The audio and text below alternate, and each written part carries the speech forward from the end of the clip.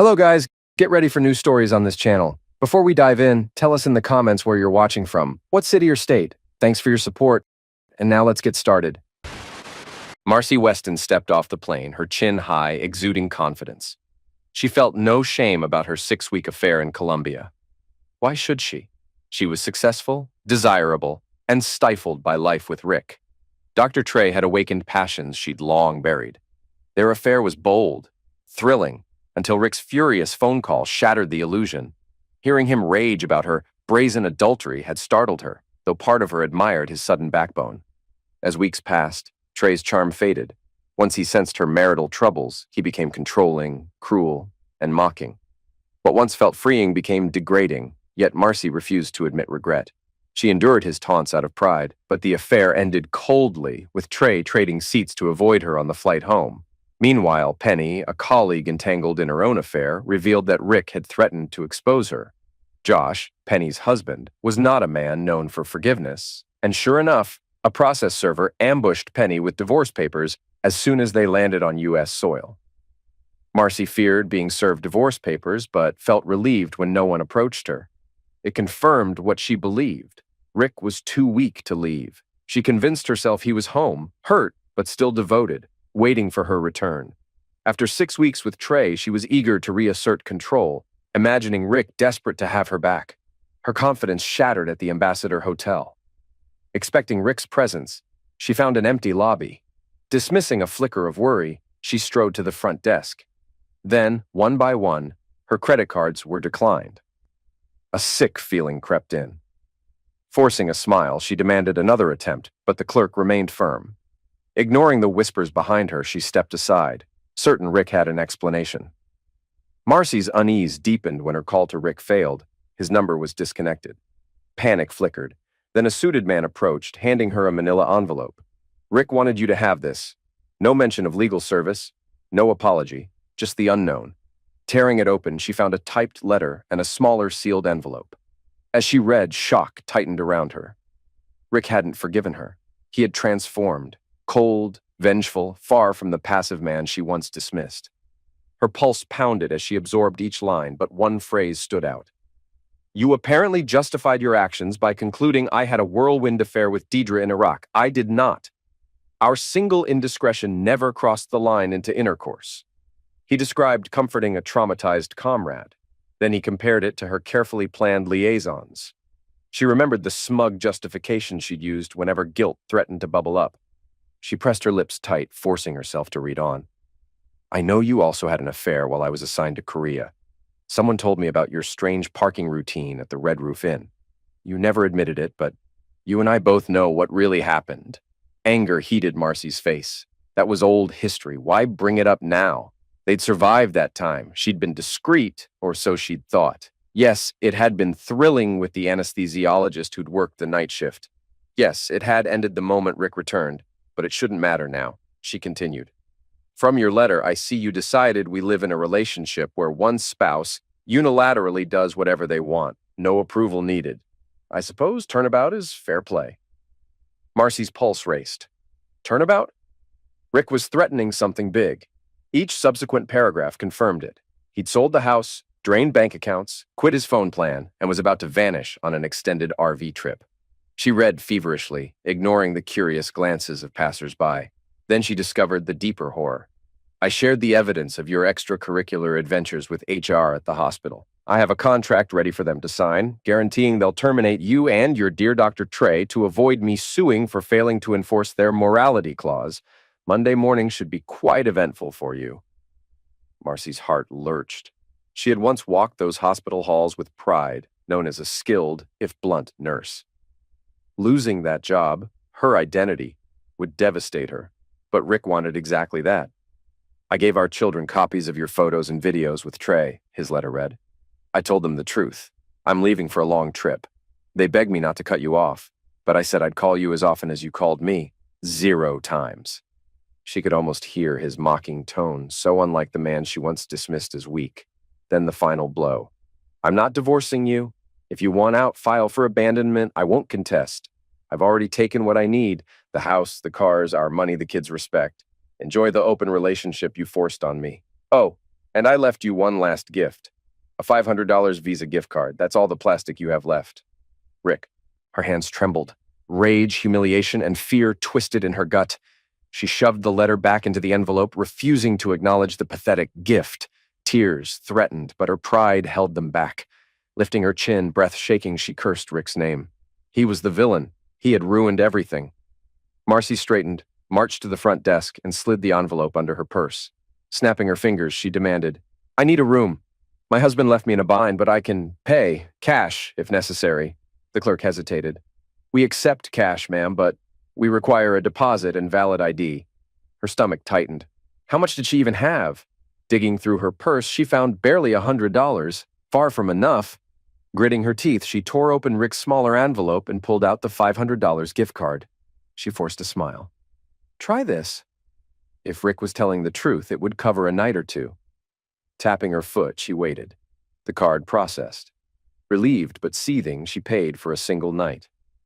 "Room 1010, Miss Weston. Enjoy your stay." The clerk was polite, but she sensed condescension. Or was it paranoia? Snatching the key card, she signaled the bellhop and stormed off. Fury burned through her, at Rick, at the humiliation, at how fast her perfect world was crumbling. The bellhop rolled her luggage cart behind her in awkward silence. As she pressed the elevator button, she glanced at her phone, wishing Rick would call, so she could lash out, demand an explanation, or at least verbally tear him to shreds. But his number was gone, disconnected. A silent reminder that he'd effectively cut all ties. The elevator doors slid open. She stepped in, the bellhop behind her, the letter burning in her purse like a brand of shame. Alone in her hotel room, Marcy paced, trying to make sense of it all. Her suitcase sat by the bed, city lights flickering beyond the tall windows. Yet all she saw was her own reflection, a woman unraveling. She sank onto the bed, remembering the moment she chose Trey. She had been certain Rick would never leave. Trey's confidence, his whispered flattery about her unfulfilled potential, that she was too hot for a dull marriage. She had welcomed his attention, believing Rick was spineless, someone who would wait obediently for her to return no matter what. How arrogant she had been, parading her affair, laughing about feeling liberated from an aging husband. When Rick's furious call came, she had smirked, convinced he'd calm down. He always did. Now she saw how her pride had driven him to act. A flicker of regret surfaced, but anger burned hotter. She needed to fight back. She had no home, no money, but she wasn't some powerless victim. After a fitful night's sleep, Marcy awoke with a renewed sense of purpose. She called the bank. Surely this was some mistake. But after explaining who she was, she got a cold, corporate reply. "Ma'am, all joint accounts have been closed by Mr. Rick Weston using a valid power of attorney. We cannot divulge further details. We suggest you contact him directly." She hung up, fuming, knuckles white. Next, she called her children, both grown and out of state. She reached her son's voicemail, tried her daughter, who had always been closer to Rick anyway, straight to voicemail. She left a terse message. "I need to speak with you. It's urgent. Call me back." She refused to mention the fiasco in a voicemail, but some part of her suspected Rick had turned them against her. Next, she dressed in crisp slacks and a fitted blouse, hair pinned neatly, and took a taxi straight to the hospital. If she could cut off Rick's sabotage at the source, maybe the HR department would dismiss him as a bitter spouse spinning lies. After all, she'd earned the respect of her department head. She was known for being an excellent, if outspoken, nurse manager. They needed her skill and experience. Let them try to tarnish her. She'd fight tooth and nail. She arrived just before lunch, ignoring the curious stares of colleagues in the lobby. Word must be spreading. She marched to HR, expecting a quick resolution. A stern-faced woman behind the main desk greeted her. The nameplate read, "Miss Washington, HR Manager." Marcy recognized the name from Rick's letter. Her stomach clenched. Miss Washington's eyes flicked up coldly. "Marcy Weston, I've been expecting you." Her voice was clipped, disapproval coiling in every syllable. Marcy straightened, steeling her posture. "I've come to clear up these ridiculous claims my husband has apparently made. I don't know what he sent, but he sent us explicit photos, Miss Weston. Photos and statements from a private investigator. He also threatened a lawsuit for breach of our morality clause if we continued employing you or Dr. Trey Marshall." Marcy's mouth twitched. "That's outrageous. He's just a scorned husband. There's no real legal footing. And how dare you read private— You signed a code of conduct when you were hired, correct?" Miss Washington's brow arched. We have it here. She pulled out a folder. It includes a stipulation that staff in certain roles, especially those representing the hospital's image, are subject to dismissal for public scandals or immorality that could damage the hospital's reputation. She tapped a highlighted line. We have cause. This is nonsense, Marcy snapped, though her heart pounded. It wasn't a public scandal, just a personal matter. Miss Washington's voice was icy calm. The email your husband sent was quite thorough. It was circulated to many of your co-workers, doctors, philanthropic partners, and sponsors. The pictures, very explicit. People are talking about it across the hospital corridors and beyond. We've received complaints from staff feeling your behavior is unethical, not to mention from donors who prefer not to be associated with scandal. Heat rose to Marcy's face. Even in her worst nightmares, she hadn't imagined Rick would go so far as to plaster her humiliations across half the city. So that's it? You'll fire me? Just like that? Miss Washington pursed her lips. We're still reviewing the matter with legal counsel. I'm not here to debate the morality of your personal life, Miss Weston, but the hospital's board feels it must protect itself from a potential lawsuit and from public outcry. She slid an envelope across the desk. I'm afraid you are suspended without pay until further notice. Marcy stared in shock. She wanted to lash out with the most cutting words she could muster, but a swirl of conflicting emotions tangled her tongue. Instead, she snatched the envelope and turned on her heel. As she strode away, Miss Washington called after her. Security will escort you to collect personal items from your locker. A guard promptly appeared at her elbow, a towering man whose expression was impassive. She marched ahead, chin high, feeling the staff's eyes on her. Word had spread indeed. Some people stared wide-eyed, while others whispered behind her back. Marcy felt the humiliation sink deeper, fueling her rage. She found Dr. Trey near the nurses' station, cornered by a cluster of staff. His face was pale, sweat beading his forehead. A few nurses who once admired him stared with undisguised contempt. He saw Marcy and scowled, though there was fear in his eyes. What the hell is going on? Marcy demanded. Trey parted from the staff, grabbing her arm to lead her aside. Your psycho husband, Trey hissed in a low voice, sent pictures and videos to HR. He's completely torpedoing my career. I'm under investigation. This is insane. Marcy pulled her arm free. My psycho husband?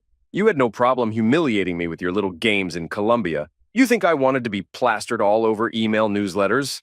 I'm about to lose my job too. He glared at her. Don't pin it on me. You're the one who was busy whining about your soft husband, telling me you basically had permission to do what you wanted. If I'd known he was a twisted snake, I'd have stayed the hell away. The elevator dinged down the hall. Security approached them. Trey stiffened, yanking a stethoscope from around his neck, stepping back like a cornered animal. Damn it, he muttered under his breath. I've been summoned to HR. Might as well be my execution. Marcy's lip curled. She felt no sympathy. She still remembered how he had gloated when Rick first called, mocking Rick's supposed weaknesses and telling her that real men don't whimper. Well, look at him whimpering now. She gave him a cold glare. Enjoy the open relationship, she spat, echoing Rick's taunt. Then she turned and walked away, leaving Trey to fume in security's wake. Marcy was nearly out the hospital door when a familiar voice spoke from behind. She spun around to see Leslie from next door, the very neighbor with whom Marcy had tried to orchestrate a swinger lifestyle behind Rick's back. Leslie's arms were crossed, her face a study in disappointment. Well, if it isn't the famous world traveler, Leslie said icily, eyes flicking up and down Marcy's still stylish outfit. I assume you've read Rick's letter by now? Marcy's stomach flipped. What are you doing here? Vincent had a checkup. I thought I'd drop by HR to file some paperwork for a new part-time position I'm taking. And guess what? I see your face all over the building. Hard to miss. Marcy swallowed, her arrogance colliding with the stinging shame of being recognized in the middle of her downfall. I'm sure you're having a grand time. Save your judgment. I hear you and your husband are into swinging, so don't pretend to be righteous. Leslie's lips parted in a bitter laugh. Swinging, yes, but not cheating. There's a difference. Vincent and I share everything openly, no lies or secrets. You tried to rope me into your fling with Trey behind Rick's back. That's not how it works. You got yourself into this mess, Marcy bristled. Don't you dare lecture me. You fed ideas to me for months, flaunting your open lifestyle. And look what it did to my marriage. Leslie shook her head. Don't blame me for your choices. Rick's a good man. If you'd had an honest conversation with him, who knows what arrangement you could have reached. Instead, you lied, manipulated, and humiliated him. I had no clue you never even told him about your plan. Marcy clenched her fists. You're defending him after he's destroyed my entire life. He sold my house, took my money, turned everyone against me. He's the real monster here. Leslie's gaze hardened. You made him that way. Actions have consequences, Marcy. I told him as much over dinner. He wasn't interested in sleeping with me, by the way. He found the idea nauseating, given how you tried to drag us into your deception. Fire lanced through Marcy's cheeks. She wanted to hurl an insult, but the words wouldn't form. Finally, she managed a sneer. Tell him I hope he has a great life in that crummy RV. You can both keep your sanctimonious nonsense. She pivoted on her heel and stalked off, ignoring the gathering stares. By the time Marcy left the hospital, dark clouds loomed, and rain fell in sync with her mood. She was suspended, likely to be fired. Her credit cards were canceled. The house she once called home now belonged to a young couple. She pictured the backyard deck where she had once dreamed of freedom. Now it was theirs. Digging out her phone, she called two former co-workers for help. One, hesitant, mentioned Rick had sent evidence. The other refused to answer. Their rejection fueled her anger. So what if she'd strayed? Marriages survived worse. How dare they judge her? With nowhere to go, she returned to the Ambassador Hotel, forced to survive on Rick's humiliating gift card. In the taxi, she simmered. She had to find Rick. She tried old neighbors, even the real estate agent who had sold them the house. No one answered. He had erased every trace of himself. That night, Marcy stayed in her hotel room, staring at the city lights mocking her with their normalcy. She checked her phone. No calls, no texts, no support. But her inbox overflowed. Daring to look, she found forwarded emails from Rick, photos of her in bed with Trey. Disgust twisted in her stomach. The subject lines stung. My wife's new life. Doctors without morals. Open relationships. Her side only. He had sent them to friends, family, even church acquaintances. Rage shook her. She paced, imagining revenge, suing him, dragging him to court. But was it slander if the photos were real? He had the upper hand. Collapsing onto the bed, she gripped the sheets, seething. How could he do this? He had turned their private mess into a scandal. If only he had handled it quietly. They could have salvaged something. Instead, he was tearing her life apart, piece by piece. Still, a small voice inside her whispered that she had lit this fuse. She quickly crushed that thought. Morning brought a flicker of hope. Her daughter returned her call, leaving a voicemail that was heartbreakingly stiff. Mom, I just got your message. I'm not sure what to say. Dad told me everything. We saw the photos. He was thorough. I'm really disappointed, Mom. And I'm worried about him too. He's hurt and bitter. He said he's leaving for a while. Look, I love you, but I can't support what you did. I don't want to be in the middle of your war with Dad. Maybe someday we can talk, but I need time. I'm sorry.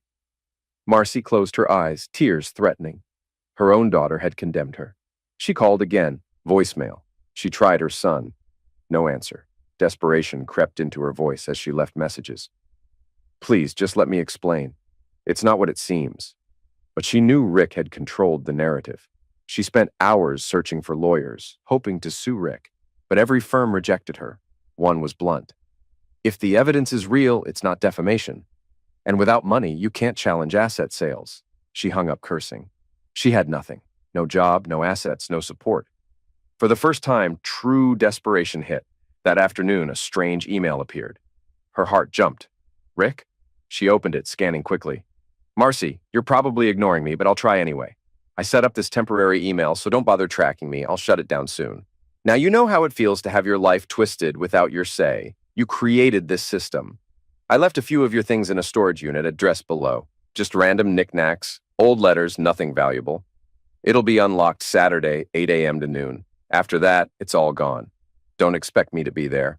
I've already started my trip. Let's say I'm a few states away. The open road is beautiful. I guess this is me being generous one last time. I'm only doing it because I used to love you, and I know you might want some trinkets from your past. Or maybe not.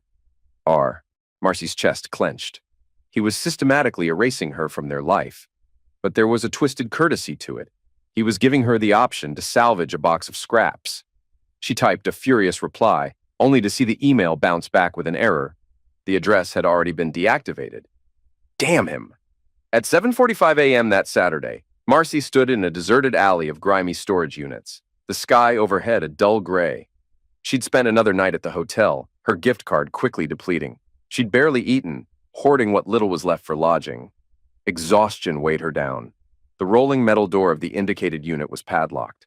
She glanced at her phone. 7:58 a.m. Would Rick keep his word? Right on time, a local manager wandered by, fiddling with keys. "You Marcy Weston?" he asked in a bored tone. She nodded. He unlocked the padlock, rolled it up. "Said I should open it at 8. I'll lock it back up at noon if you're gone." She stepped inside, her eyes adjusted to the dim light. She saw 4 or 5 boxes lined up, each labeled in Rick's familiar handwriting. Junk, misc, keepsakes, letters, and ironically, Marcy's indulgences. She cracked open the flaps, rifling through them. She sank to her knees, rummaging, emotions swirling. She felt weirdly exposed, as if Rick were still orchestrating her humiliation. She came upon an old photo of them, both smiling widely on a ski trip 2 decades earlier. In that snapshot, he held her hand, eyes bright with love. A pang of nostalgia stabbed her, followed immediately by the bitter taste of how everything had ended. She tossed the picture aside angrily. Time crawled. She didn't know what she was looking for, maybe some sign that Rick still cared. But every item was simply a relic of a marriage that had once been real. He'd curated these boxes to show her exactly what she'd tossed away. By 9:30, she'd sorted the items she truly wanted, mostly personal mementos not worth money, but brimming with sentimental weight. She considered leaving all the old love letters behind, but some perverse part of her stuffed them into a bag. She didn't want him to be the only one with the full story. She lugged the boxes to the sidewalk, hoping to flag a taxi. She was determined to keep what was left of her identity. Then came a voice behind her, an older woman stepping from a car, face etched with polite concern. "Marcy, I'm Emily Wellman. My husband and I bought your house." From Rick. Marcy's breath caught. She remembered Rick's letter. The young couple was named Rod and Emily Wellman. This woman looked older than Marcy had expected, but maybe the stress of a growing family weighed on her. She gave a cautious nod. "Yes, I'm Marcy. I'm sorry to surprise you. Rick told us about this storage unit, said we might want to pick up a few leftover things included in the sale. He said we could coordinate with you. Emily paused, looking uncomfortable. "I just wanted to say, we don't want any trouble. We never expected your home to be sold under these circumstances." Marcy's face contorted in anger. "My home! Yes, well, it's done. Congratulations on benefiting from my husband's little revenge spree." Emily's eyes filled with sympathy. "I shouldn't pry, but I can see you're going through a lot. If it's any consolation, the sale was legal. I know that's not comforting. But Rick told us you wanted a fresh start. I guess that wasn't entirely true." Marcy almost laughed bitterly. "He's an expert at lies now, apparently. I hope you enjoy the hardwood floors and the brand new deck I paid for." Emily shifted awkwardly. "If you'd like, we could let you visit sometime. If you have any memories in that house you'd like to—" "Stop!" Marcy snapped, tears burning her eyes. "I don't need pity. Take the house, decorate it however you like. I don't care anymore." Emily's face fell. She nodded, stepping away. "All right, I'm sorry this happened, truly." She retreated to her car, leaving Marcy standing on the curb with her boxes, shoulders heaving in silent fury. Back in her hotel room, the boxes piled in the corner, Marcy collapsed onto a chair and flipped through the old letters from Rick. One particular note caught her eye. An unsigned draft she had written after they'd had a terrible argument years ago. An argument about trust and loyalty when she suspected him of some fling in the Middle East. In it, she'd poured out her frustrations, her distrust, her simmering resentment. She'd never had the nerve to give it to him. Now, ironically, everything she had warned about in that letter had boomeranged back on her. "Rick, if you ever break my trust, I'll make you regret it. I'm not a woman who takes betrayal lightly. I will destroy the illusions that bind us." She let the paper fall from her hand. The arrogance in that draft stung her even now. She had never considered that she would be the betrayer, and she'd never believed that mild, obliging Rick would be the one to deliver total devastation. The day arrived. She couldn't renew her stay at the Ambassador. The front desk informed her that her gift card was nearly empty. She had no cash for an extended stay. She realized she'd have to move to a cheaper motel or find a friend to stay with. But she had no real friends left. Pride warred with desperation. But desperation won. She ended up at a dingy motel on the outskirts of the city, the sort of place that rented by the week. Stale air, peeling wallpaper, flickering fluorescent lights. She stared at her reflection in the cracked mirror and hardly recognized herself. Dark shadows rimmed her eyes. Her once pristine hair had lost its salon sheen, and her clothes were the same business slacks from days ago. She sank onto a sagging mattress. A roach scuttled across the nightstand, and she shut her eyes in disgust. How had it come to this? Her phone rang. She snatched it up, heart pounding. Was it Rick? But no, a withheld number. She hesitated, then answered, "Hello?" A smug voice came through. Dr. Trey. "You win, Marcy. They fired me, effectively blacklisted me in half the region's hospitals. My wife left me too, so thanks for that." She laughed bitterly. "I win? Look at me sitting in a roach motel. Rick took everything and lit my life on fire." "Well, that's what you get for hooking up with a jerk like me, I guess," Trey said, spitting the words. "You're no saint yourself. Next time, pick a fling that won't lead your spouse to waging nuclear war on everyone's careers." She wanted to scream at him, but found only emptiness. After a few seconds of silence, Trey hung up. She tossed the phone aside.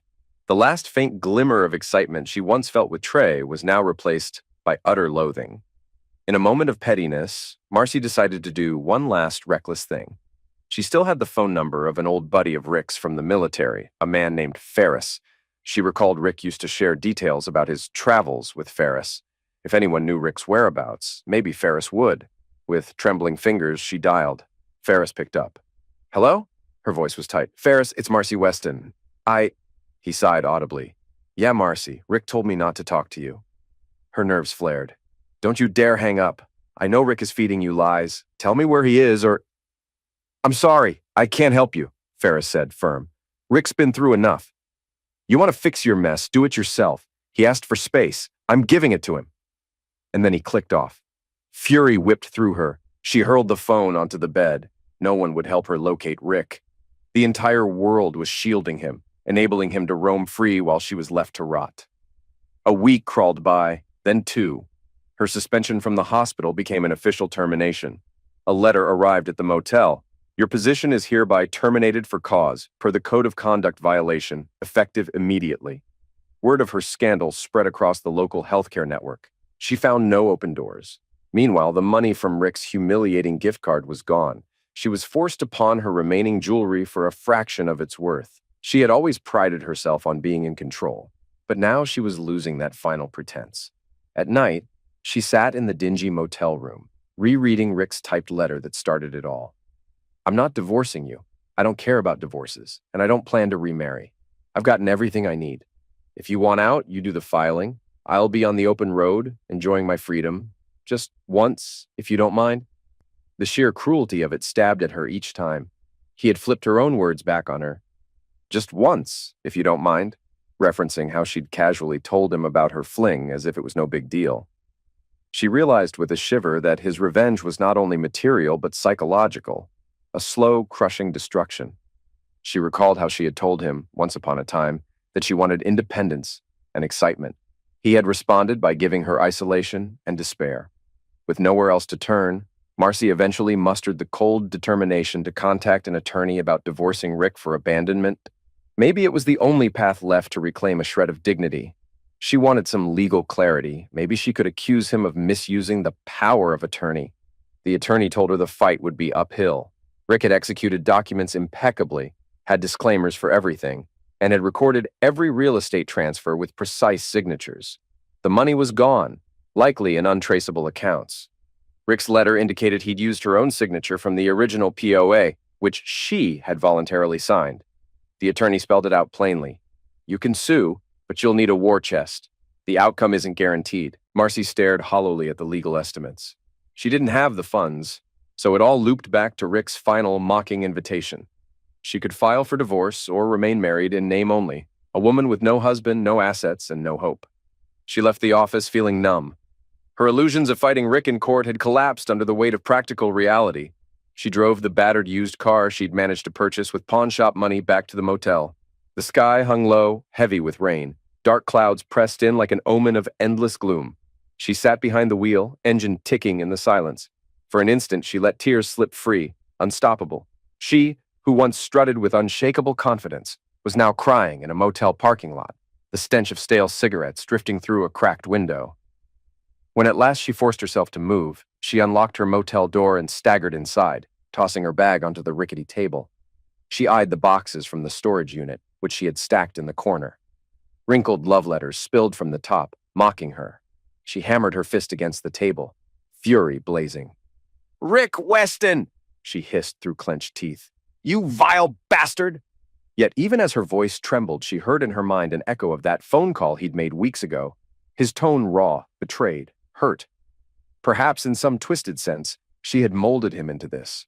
She had crushed his pride, flaunted her affair, and left him feeling worthless. And the gentleman had retaliated by becoming something monstrous, overshadowing her arrogance with an even more ruthless brand of vengeance. In one last grim gesture, she opened her phone's photo gallery. A shot from her earliest affair, the Red Roof Inn rendezvous, caught her eye. She stared at the younger version of herself, smirking, standing next to some nameless fling. She tapped delete, as though erasing that memory might lighten the burden. But it didn't. Her phone still housed countless images from her life, images Rick had already stolen and weaponized in a public forum. He had won. That knowledge felt like shards of glass in her veins. She was left with the meager possessions from the storage unit, a tarnished reputation, and no safety net. The unstoppable avalanche of Rick's revenge had buried her. Night fell once more. The city outside nothing but a haze of neon signs and distant headlights. Marcy huddled on the bed, hugging her knees, letting herself taste the raw bitterness of her downfall. Perhaps if she had been kinder, if she had not flaunted her arrogance, if she had asked for an open marriage honestly, things might have turned out differently. Perhaps if she had not shrugged off Rick's angry calls, he would never have gone to such extremes. She loathed him, but some part of her recognized the seeds of his hatred had been planted by her own hand. So ended Marcy Weston's illusions of invincibility. She was left with the echoes of her own triumphant laughter in Trey's hotel bed, now replaced by the quiet drip of a leaky faucet in a cheap motel. In that tiny space, reeking of old cigarettes, she finally faced the brutal truth. Her arrogance had unleashed Rick's vengeance, and he, to her surprise, had proven he could be an even darker villain than she could ever imagine. With the last harsh laugh caught in her throat, Marcy stared into the darkness, haunted by her own reflections, realizing too late that one act of reckless betrayal can trigger a storm of consequences from which there is no escape.